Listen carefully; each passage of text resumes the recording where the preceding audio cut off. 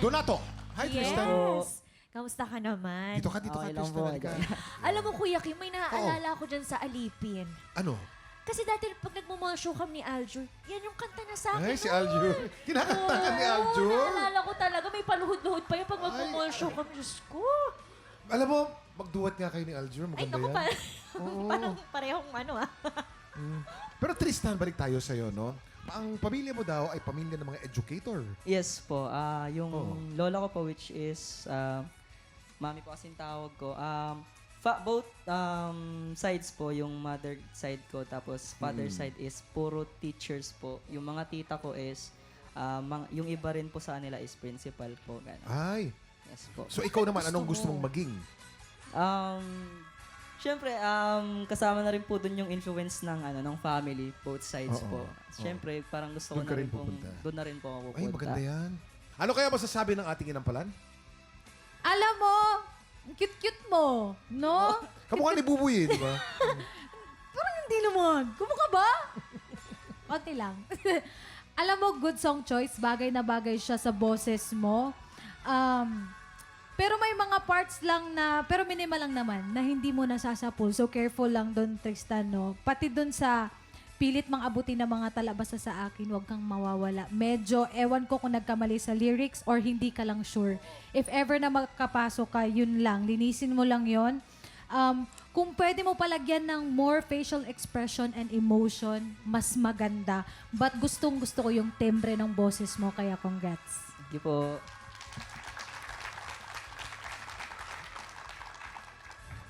Tristan. Yan. Okay. Dapat, sa simula pa lang nung pag-awit mo, may feel. Medyo too relax ng konti ang pagkanta mo. Pero, yung boses, bagay dun sa napili mong kanta. Bagay na bagay siya. Ngayon, dahil masyado kang relaxed, hindi tuloy na sasapul yung ibang parts.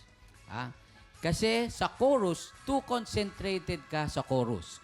Sa chorus, sapul lahat. Maayos. Maganda pa yung mga ginawa mong adlib. Iingatan mo lang yung nasa mid-range na mga notes. Huwag mong pabayaan. Kailangan nakatutok ka or aware ka sa iyong mga binibitawan na mga tones, notes. Kasi yun ang magpapaganda. Sayang yung ganda nung adlib, sayang yung ganda nung relax mo na. Kasi ang ganda ng pag nanood ka sa isang singer, yung hindi siya masyadong nahihirapan. Maganda yun. Kaya lang, dahil hindi ka masyadong nahihirapan, hindi ka rin masyadong aware. So next time, pag anuhan mo, mabuti yung mga mababang notes. Yun lang. Thank you po. Maraming salamat sa mga tips na binigay ng ating inampalan.